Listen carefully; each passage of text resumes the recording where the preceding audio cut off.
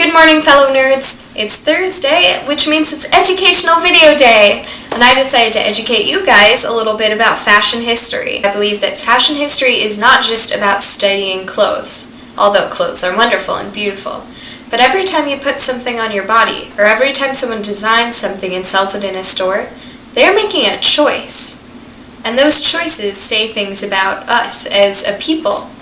And the choices that we make about clothing are choices that relate to how we see ourselves, how we see the generation before ourselves, class and gender and race and sexuality, and a whole host of other things. The Victorian era is especially interesting because the clothing of the time really reflects the icky gender issues that were going on. In the earlier part of the Victorian era, it was all about these big cone-shaped skirts and also slopey shoulders. In portraits and fashion plates, they paint women's shoulders so that they're almost like Coke bottles, like really sloping downward, because that's what was in style then, and they didn't really care as much about the reality of what your bones do.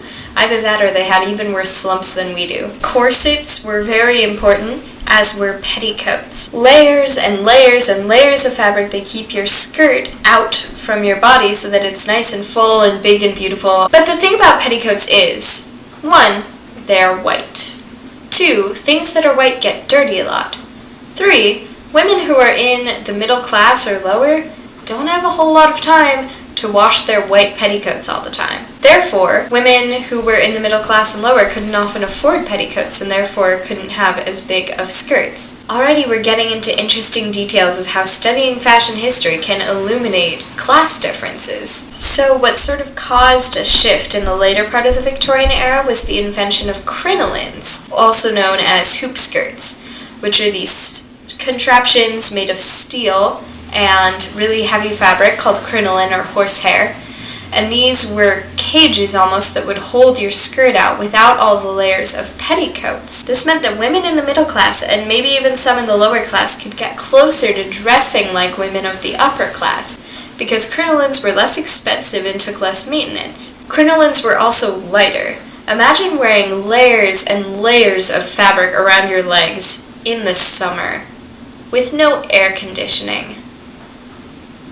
Yeah, I don't want to think about it either. The problem with crinolines is their effect on modesty. Women were expected to be covered up completely, although in the evening they could let a little décolletage and shoulder show. But crinolines were so easy to tip, especially if you were sitting down or going upstairs.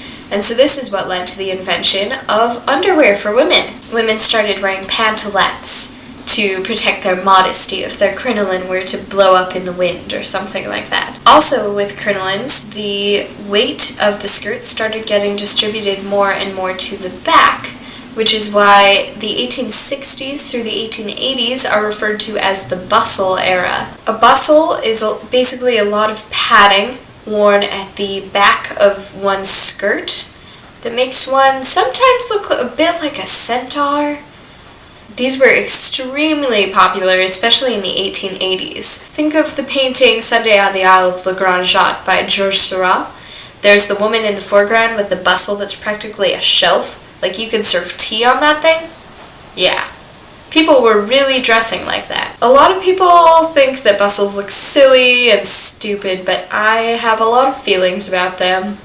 I happen to think they are beautiful. But while all this was going on, there were women who were not happy with the way that women were dressing. They didn't want to wear corsets and crinolines and bustles and all this stuff. They just wanted to be able to dress freely the way men could and not be so constrained all the time. These women called themselves dress reformers, and they even tried to implement pants as a thing that women could wear. Unfortunately, pants for women didn't catch on for quite a long time, but dress reformers of this time were working to try to get women to be unconstrained by the rules of fashion of the time. In the 1890s, this finally started to catch on. It was the beginning of first-wave feminism. Women were starting to be seen as people who could do sports and be interested in such things. So you see, in 1890s fashion, the move from the focus on the huge skirts to more on the upper body, which to me represents less of a focus on women being stationary and pretty and more of a focus on them being able to do things. Women's fashion of the 1890s was definitely more influenced by men's fashion, and women often would have special costumes to play tennis and go bicycling and riding horses and all that. Women were finally starting to maybe be able to do things sometimes. So you can see how all these things, the petticoats, the crinolines, the walking suits, all of these things show what the society was like. It's not just frivolous trend following, it's studying how people see themselves. For instance, you can even look at women's fashion today and see how the return to retro-inspired 50s and 60s fashion reflects our feelings about women at this time. I'll give you that to think over. So the next time you get dressed, or the next time you walk by a store and look at the clothes, think about what choices people are making and what that says about us right now. Don't forget to be awesome, and I'll see someone tomorrow. Oh, that's a lot of thunder.